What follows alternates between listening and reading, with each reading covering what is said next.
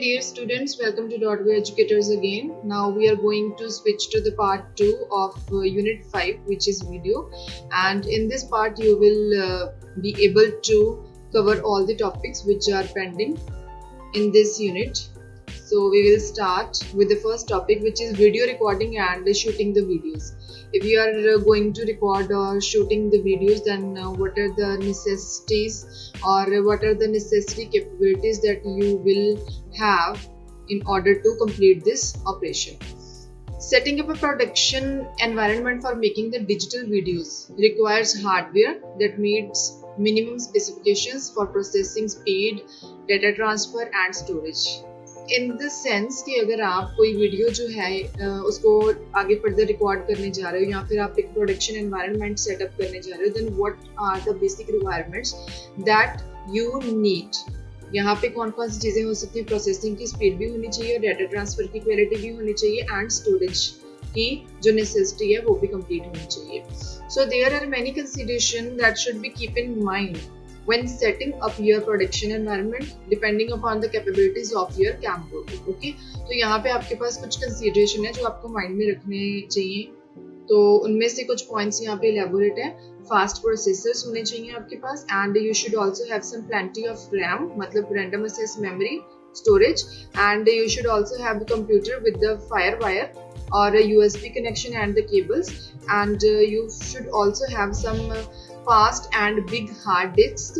Okay, and the second last point is a second display to allow for more real estate for your editing software. आपको एक second display भी चाहिए होगी as your editing software, and you should also have the external speakers. So these were the minimum requirements that should need. And the next point is shooting the platform. अब इसमें आपके कौन से major points हैं that you should learn. The first point is the value of a study shooting platform. Obviously बात है, यहाँ पे इसकी कौन सी क्या क्या वैल्यूज हैं, क्या क्या इसकी इंपॉर्टेंस है. And a classic symbol of amateur home movies is shaky camera work. Right, ये शेकी कैमरा का वर्क जो है वो आपकी मतलब जब आप शूटिंग करते हो वहाँ पे इसकी काफ़ी इंपॉर्टेंस और काफ़ी इसके इम्पॉर्टेंट रोल्स जो हैं जो प्ले किए जाते हैं. यूजिंग अ ट्राइपॉड और even placing the camera on a stable platform, like if you have a rolled up sweater on the hood of a car can improve a shot. मतलब अगर आप एक स्टेबल प्लेटफॉर्म के ऊपर अपने camera को वहाँ पे प्लेस करते हो, जैसे उन्होंने एक एग्जांपल दी है कि एक हुड ऑफ अ कार के ऊपर आपने एक रोल्ड अप स्वेटर को रखा हुआ, it can also improve a shot. मतलब अगर आप अपनी वहाँ पे वीडियो शूट कर रहे हो. And next point is if you must shoot handheld, try to use a camera with an electronic image stabilization feature for the static shots. ठीक है, अगर आप कोई मतलब एक हैंड हेल्ड डिवाइस के साथ अगर खुद शूटिंग करने जा रहे हो तो वहाँ पे आप क्या कर सकते हो. You should use a particular camera जहाँ पे उसकी एक इलेक्ट्रॉनिक इमेज स्टेबलाइजेशन हो सकती है. ठीक है, अब फॉर द स्टैटिक शॉट्स मतलब जो मूविंग नहीं होंगे वो जो स्टैटिक शॉट्स होते हैं उनके लिए. Use a Steadicam balancing attachment. Yes, you can also use this feature of Steadicam in order to balance the attachments. And if you must shoot handheld, set the camera's lens to the widest angle. At a wide angle, camera motion becomes smaller relative to the field of view and is thus less apparent. Right, अगर आप एक hand held के through ही अगर आप shooting कर रहे हो या शूट कर रहे हो किसी पर्टिकुलर सीन को, तो आपका जो कैमरा का लेंस है वो एक पर्टिकुलर एंगल के ऊपर उसको प्रॉपरली पोजीशन करो ताकि आपके कैमरा की जो मोशंस हैं वो इजीली आपके वीडियो को या उस सीन को कैप्चर कर सकें. And the next point is invest in an external microphone like a lavalier. Okay, it will give you better audio than the on camera microphone during interviews. Right, अगर आप एक external microphone use कर रहे हो तो वो आपकी audio को ज़्यादा better क्वालिटी में कन्वर्ट कर सकता है rather than अगर आप ऑन कैमरा माइक्रोफोन्स यूज करते हो जो कि इंटरव्यूज में भी यूज किए जाते हैं. वहाँ पे इतनी कई बार बेटर क्वालिटी नहीं यूज हो पाती या फिर वो कैप्चर नहीं कर पाते इतनी अच्छी audio. And you can easily hide it in the scene during general use. Right, अगर आप इस चीज को यूज कर रहे हो एक्सटर्नल कैमरा को तो they can be easily hit it. Okay, and the next point is most important, learn the features and controls of your camera. Yes, if you are shooting the videos or you're recording the videos, then you should learn about the important features and controlling sections of your camera. आपको इन सब की चीज़ों के बारे में पता होना चाहिए और उनको एक अच्छे तरीके से आपको यूज़ करना आना चाहिए. There are many tiny icons and menus selections, मतलब उनके ऊपर कुछ छोटे छोटे काफ़ी सारे आइकन्स भी होते हैं या सिलेक्शंस भी होते हैं जिनको आप अपने अकॉर्डिंगली सेट कर सकते हो, उनकी पोजीशन कर सकते हो, उनको कैसे कंट्रोल करना है वो आपको पता होना चाहिए. And study the manual, right, उनकी इंस्ट्रक्शंस को प्रॉपरली स्टडी करो ताकि आपको उनकी प्रॉपरली अंडरस्टैंडिंग हो सके, डीप अंडरस्टैंडिंग हो सके. And do experiment and practice, right, उनको यूज करने का आप प्रॉपरली प्रैक्टिस करो एंड फर्दर मोर उनके साथ एक्सपेरिमेंट्स करो ताकि आप जितना आप उनको एक्सपीरियंस करोगे, जितना आप उनको यूटिलाइज करोगे, आप उतना बेटर उनके साथ काम करना सीख जाओगे. And stay organised, right, properly एक सिस्टम, एक ऑर्गेनाइजेशन के अकॉर्डिंगली अपना काम करो. Keep your extra batteries, right, अपने पास एक्स्ट्रा बैटरीज रखो. And spare memory cards and tapes, yes, you should also have some important components including the memory cards and tapes. Your charger and cables, obvious की बात है कि आपके पास अपना charger और केबल्स भी होना चाहिए. In even your manual, right, अगर आपके पास अपना मैनुअल्स भी होने चाहिए इन केस अगर आप कोई चीज़ भूल जाते हो तो आप उसको स्टडी कर सको और अपना काम प्रॉपरली एक कंट्रोल और एक ऑर्गेनाइज्ड वे में परफॉर्म कर सको. Learn how to connect the camera to your computer, right, you should know how to connect your camera along with your computer and you should also know how to assess your video footage with non-linear editing software, right, आपको उसको अपनी video को या उसकी footage को properly assess करना आना चाहिए with non-linear editing software. Learn how to use the editing software, right, आपको अपने सॉफ्टवेयर्स को कैसे उनको यूज करना है, कैसे उनको प्रॉपरली इंस्ट्रक्ट करके ऑपरेट करना है, तो वो आपको चीजें सारी पता होनी चाहिए. एंड जो नेक्स्ट टॉपिक है हमारे पास that is storyboarding. Storyboarding आपके पास क्या है? Well, pre planning a video project is a factor that can't be ignored, right. आपको अगर अपने कोई भी प्रोजेक्ट है या कोई भी आप वीडियो शूट करने जा रहे हो, कोई प्रोजेक्ट की वीडियो बनाने जा रहे हो, उसके ऊपर काम करने जा रहे हो, then you should also make a pre planning for it. It can't be ignored. This is very important step. So successful video production of any sort deserves the time it takes to make a plan to carry it out, right? जैसे अगर आपकी planning होती है, production से पहले की जो चीज़ें हैं उनको प्लान आउट करना, उनको ऑर्गेनाइज करना, तो वो आपकी प्रोडक्शन को प्रॉपरली सक्सेसफुल बनाती है. It may take a little time at first but you will find it to be very helpful in the long run, right. जब आप अपनी प्रोडक्शन करने जा रहे हो उससे पहले जब आप प्लानिंग करते हो तो वो थोड़ा टाइम जरूर लेती है, लेकिन वो बाद में लेटर स्टेजेस के ऊपर जाके आपके लिए काफ़ी हेल्पफुल प्रूव होती है. Story boards are like any sequential comic you read daily. Every day there are 3 of 4 panels showing a progression of story or information, right. जो आपके स्टोरी बोर्ड्स होते हैं वो कैसे होते हैं? लेट्स सपोज अगर आप कोई डेली आप कोई कॉमिकल एक टॉपिक है जिसको आप डेली रीड कर रहे हो, एक स्टोरी पढ़ रहे हो, उसकी 3-4 लाइंस आज आप पढ़ रहे हो, नेक्स्ट डे वो एक्सटेंड हो रही है, उनकी प्रोग्रेस हो गई आगे फर्दर स्टेप्स के ऊपर, फिर उस स्टोरी को नेक्स्ट डे 3-4 स्टेप्स में आगे एनहेंस किया गया. So this is an example of story boards. Story boards आपके पास उसी सीक्वेंशियल कॉमिक की तरह होती है जो आप डेली डेली पढ़ के एक स्टोरी को 10 डेज में या 15 डेज में आप कवर कर सकते हो. उसकी प्रोग्रेशन के बारे में, एक स्टोरी की प्रोग्रेशन और उसकी इंफॉर्मेशन जो देती रहती है. तो story boards are like those comic. And the last topic is take the time to structure your production by writing it down, right.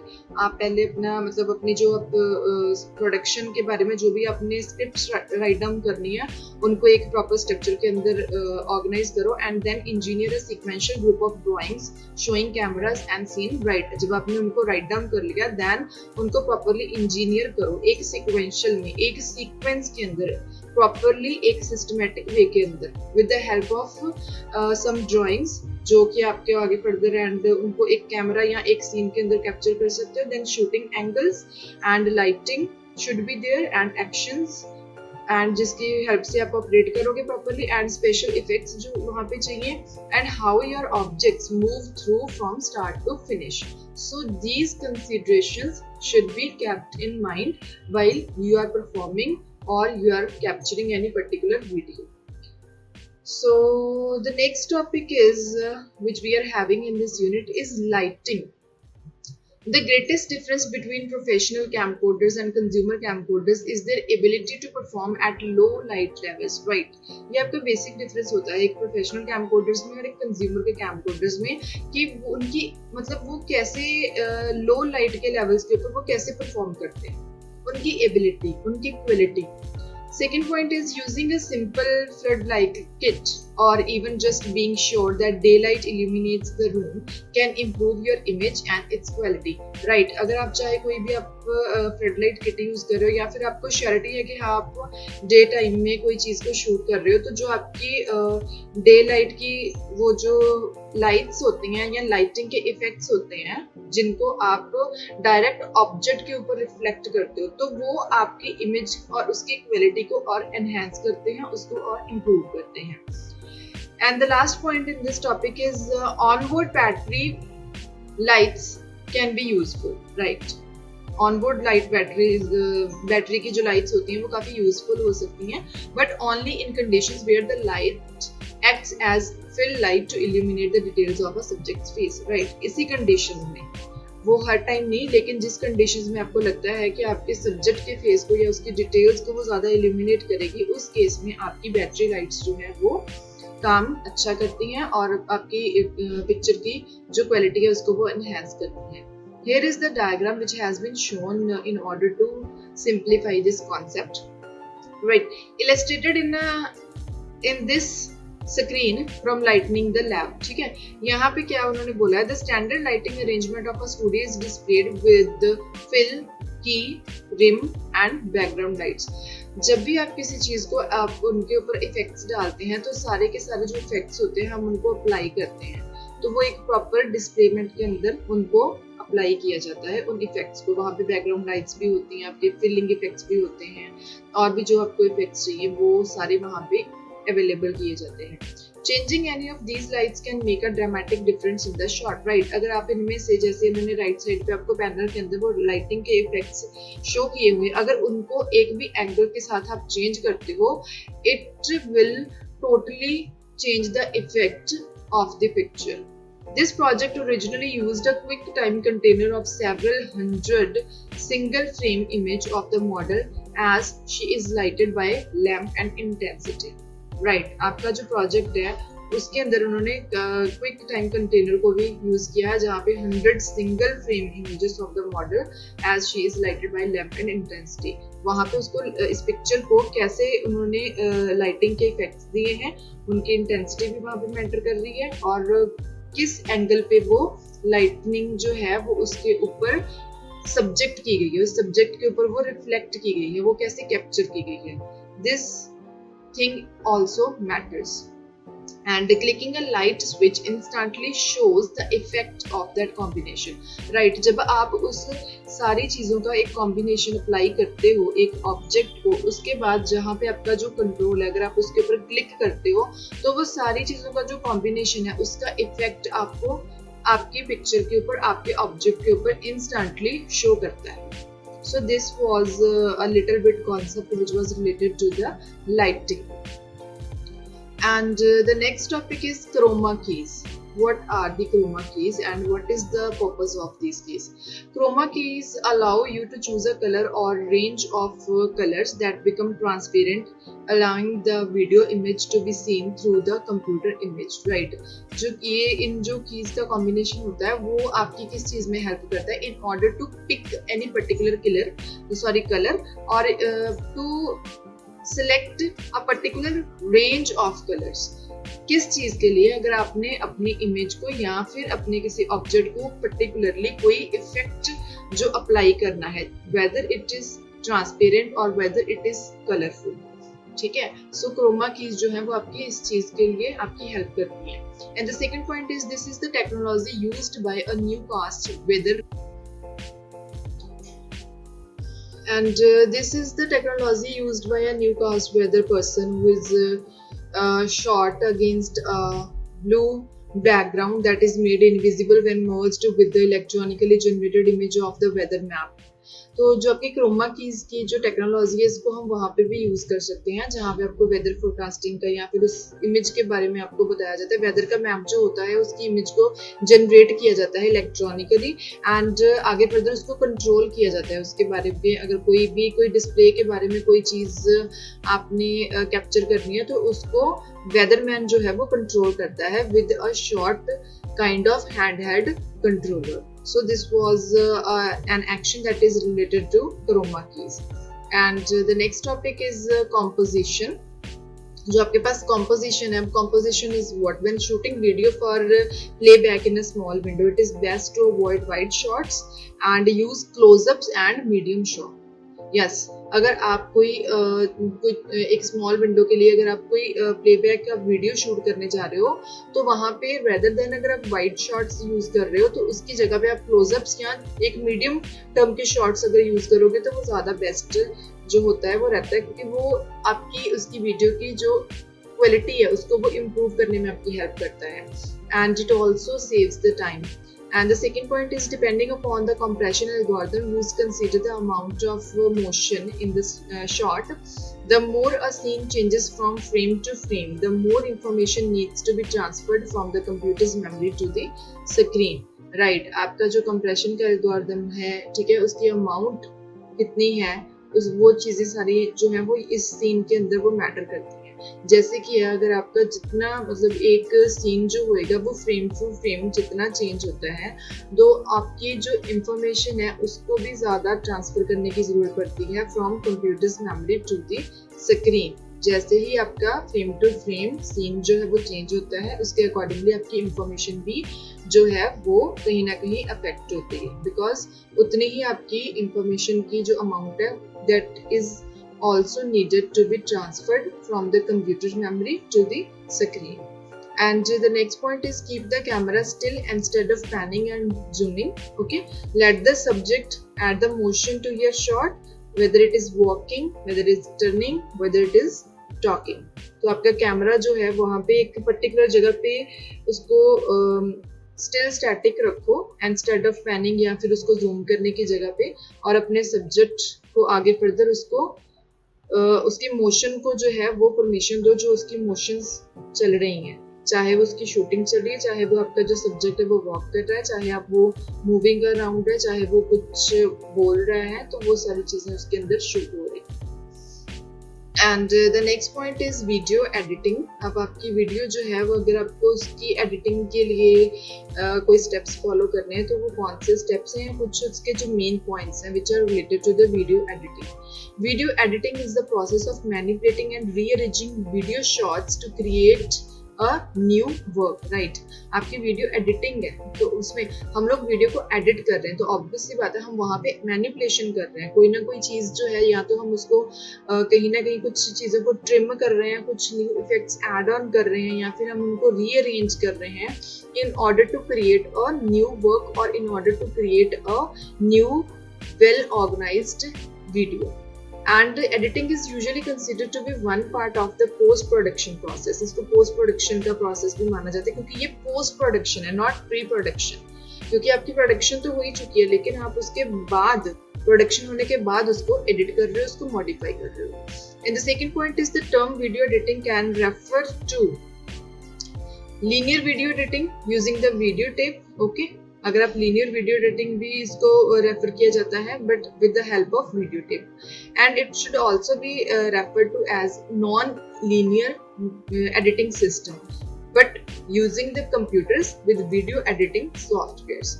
Yes, तो आपके पास नेक्स्ट पॉइंट क्या है इसका. Linear video editing is a video editing post production process of selecting, arranging and modifying images and sound in a pre determined order sequence.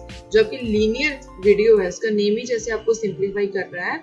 अब इसमें आप क्या चीज़ें यूज कर रहे हो, तो पोस्ट प्रोडक्शन प्रोसेस है ये हमारी, ठीक है.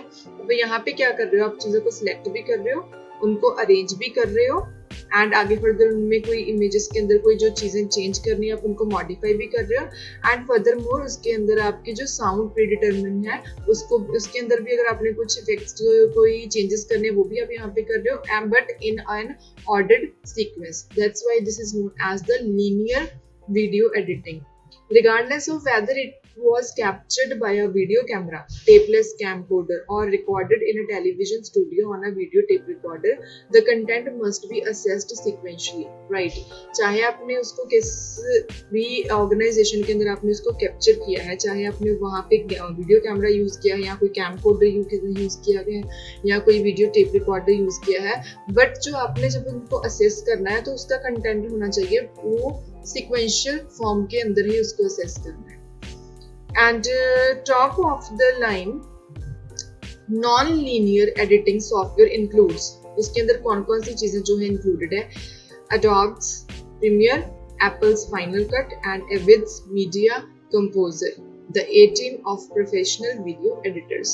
तो आपके नॉन लीनियर एडिटिंग सॉफ्टवेयर के अंदर ये सारे जो पॉइंट्स हैं, ये सारी जो चीज़ें हैं वो आगे फर्दर उसके अंदर इंक्लूडेड होती हैं. And the last point is these are feature packed and expensive packages. तो ये सारी चीज़ें जो हैं, जो आपके प्रोग्रामिंग या मॉड्यूल्स जो इनके अंदर ऐड हैं या जो आपके कंपोनेंट्स ऐड हैं, तो वो आपके एक तरह से उनको हम कैसे टर्म कर सकते हैं, फीचर पैक्ड है. एक्सपेंसिव पैकेजेस भी उनको बोला है. Packages word which includes a complete package of other things, other components, other programming modules that are designed to work hand in hand with fast and powerful computers' dedicated file servers, right? These components or these modules work together or collaboratively in order to perform in a better way. Okay, तो and आगे further उनकी compatibility भी होनी चाहिए किनके साथ, आपके powerful computers के साथ, with fast position and with fast speed of operation.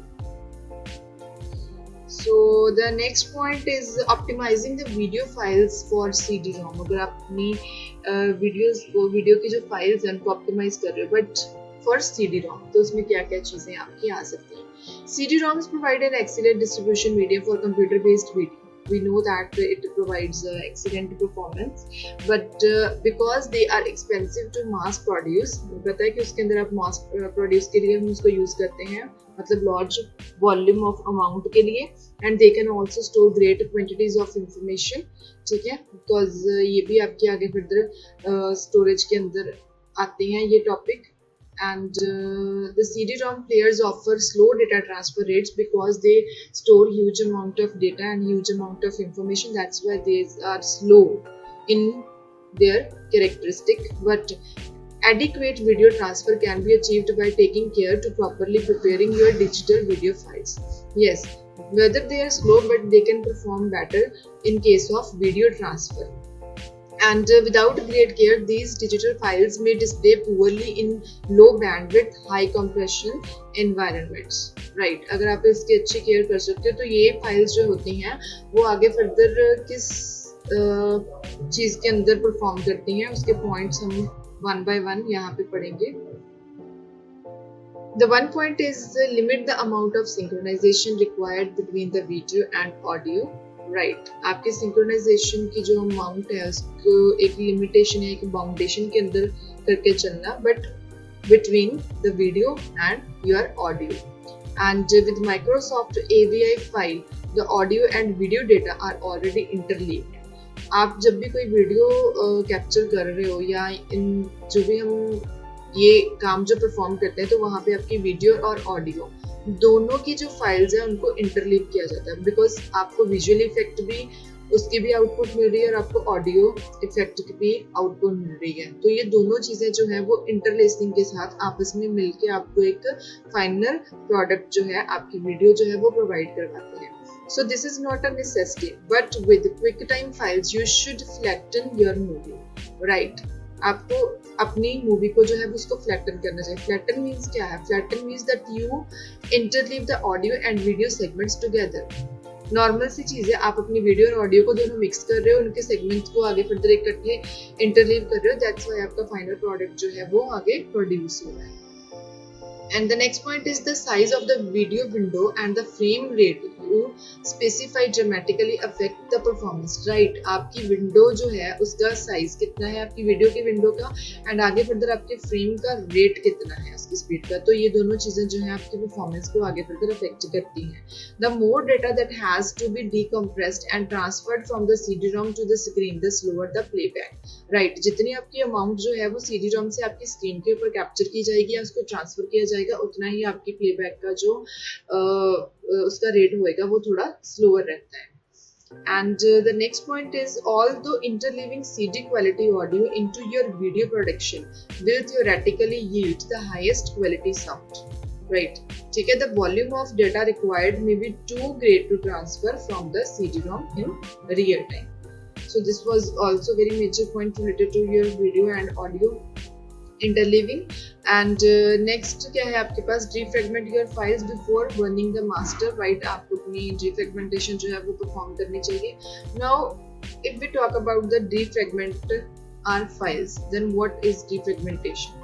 It is also known as the defrag or defragging.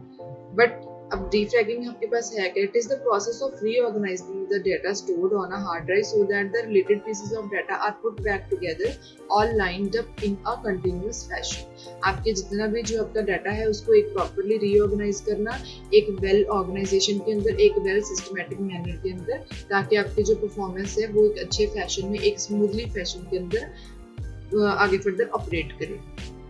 So this was some points which were related to this topic. And the next topic is digital display standards. आपके पास कौन कौन से standards हैं जो digital display के अंदर हम लोग use कर रहे हैं. Digital display standards are often a combination of aspect. कौन से aspect हैं इसके साथ related, उसके ratio and display का resolution and color की depth and refresh का rate. So these are the points which are collaboratively used under the digital display standards. And the next point is the monochrome display adapter introduced in 1981 was IBM standard video display card. आपके पास ये एक display card था जो आगे further IBM की तरफ से 1981 के अंदर प्रोड्यूस किया गया था, and computer display standard for the PC के लिए ये दोनों जो स्टैंडर्ड थे वो आपके इंट्रोड्यूस किए गए थे from the side of IBM. And the MDA, which is also known as monochrome display adapter, didn't have any pixel addressable graphical mode. MDA के अंदर आपके पिक्सल एड्रेसेबल फॉर्म का या इन चीज़ों का कोई मोड उसमें प्रेजेंट नहीं था. It had only a single monochrome text mode. वो टेक्स्ट मोड के अंदर आपका मतलब काम कर रही थी, जो कि आगे बढ़ते PC वीडियो मोड 7 के अंदर भी यूज होता है, which could display 80 columns by 25 lines of high resolution text characters or symbols useful for drawing forms. So it was the combination for the working of MDA. किसकी display होती है 80 columns की and by the 25 lines की. And the MDA featured the following character display attributes. इसमें कौन से आपके display के साथ कौन से रिलेटेड जो एट्रीब्यूट्स होते हैं जो इसके अंदर प्रेजेंट हैं या इसके जो मेन फीचर माने जाते हैं. इनविजिबल और इसके अंडरलाइनिंग, नॉर्मल, ब्राइट या जिसको हम बोल्ड भी बोलते हैं, and reverse video and also the blinking feature और blinking effect.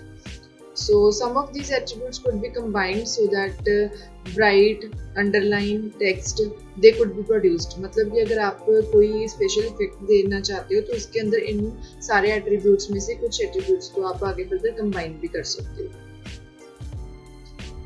And the next topic is Hercules graphics card. अब आपका HGC है क्या?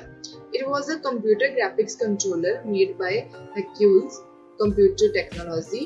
ठीक है, अब इसका हम लोग कहाँ पे यूज कर सकते हैं? तो it's popularity became a widely supported display standard. तो ये भी एक आपका जो है एक कॉमनली एक पॉपुलर डिस्प्ले स्टैंडर्ड के अंडर इसको हम यूज करते हैं. And it also supported one high resolution text mode and a single graphics mode. मतलब दोनों चीजों को इसने आगे फर्दर सपोर्ट किया है. Now switching to the next topic, which is EGA. It stands for Enhanced Graphic Adapter. So the Enhanced Graphic Adapter is an IBM PC computer display standard specification which is between the CGA and VGA in terms of color and space resolution. So आपके पास जो EGA है that is an IBM PC computer display standard, जो आपका ये इसको हम as a computer display standard मानते हैं, बट इन दोनों की चीज़ों के बीच में वो आगे फर्दर परफॉर्म करता है, किनके बीच में, CGA एंड VGA के बीच में, but for the terms of colour and space resolution के लिए। And the EGA card also includes, इसके अंदर कौन कौन सी चीज़ें इंक्लूडेड है, एक तो 16 KB ROM, बट किसके लिए, in order to extend the system BIOS को, बेसिक इनपुट आउटपुट सिस्टम को आगे फर्दर एक्सटेंड करने के लिए, किस चीज के लिए, एडिशनल ग्राफिक्स फंक्शंस के लिए।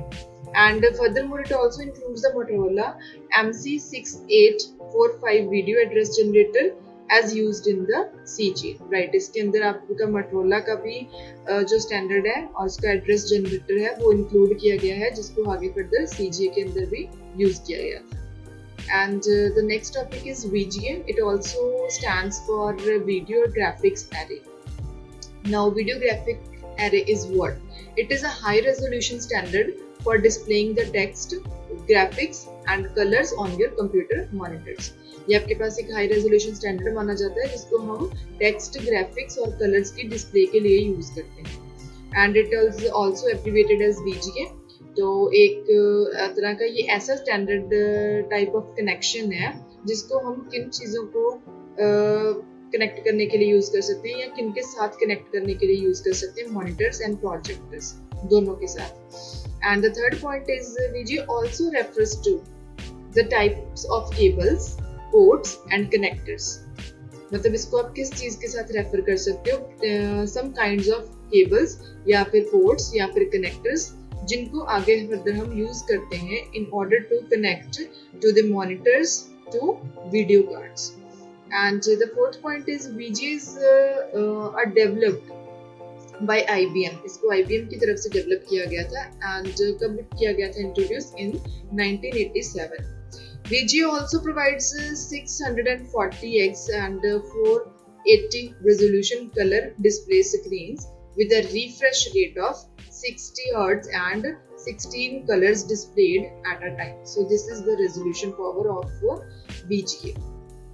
And the next topic is SVGA, which is also designated or denoted as Super VGA. So short for Super Video Graphics Array. SVGA is a set of video standards one step above VGA. जैसे आपको हमने अभी भी VGA के बारे में पढ़ा, तो SVGA जो है वो सेम उसी की तरह एक स्टैंडर्ड है बट एक स्टेप अबव है किससे, VGA से। The second point is SVGA monitors are capable of displaying up to 16 million colors with a resolution of 1800 into 1600 on 14-inch monitors. तो इसकी कैपेबिलिटी कितनी है, 16 मिलियन कलर्स के रेजोल्यूशन को, लेकिन आप 14 इंचेस के मॉनिटर्स के ऊपर डिस्प्ले करने के लिए।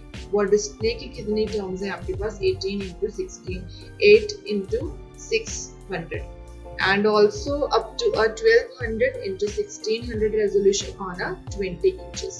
14 inches मॉनिटर्स के ऊपर इसकी कौन सी टर्म है, 8 into 600 and 20 inches के मॉनिटर के ऊपर इसका क्या रेजोल्यूशन है, किन टर्म्स में है, 12 into 16।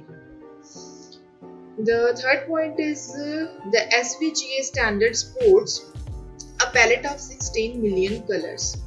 मतलब ये जो स्टैंडर्ड है ये आपके कितनी टर्म्स के कलर को आगे फर्दर सपोर्ट करता है, 16 मिलियन कलर्स की पैलेट को, but the number of colours that can be displayed simultaneously is limited by the amount of video memory installed in a system, right? इसके अंदर तो इस चीज का फीचर है कि it can support the 16 million color, but जो आपके कलर्स हैं जिनको आप आगे फर्दर simultaneously डिस्प्ले करवा रहे हो वो किसकी चीज के साथ बाउंडेड है, the amount of video memory जो कि आपके सिस्टम के ऊपर furthermore installed है। So it was the last topic of this unit. So this was the end of this unit. So I hope all the topics are properly elaborated in this unit. So thank you so much.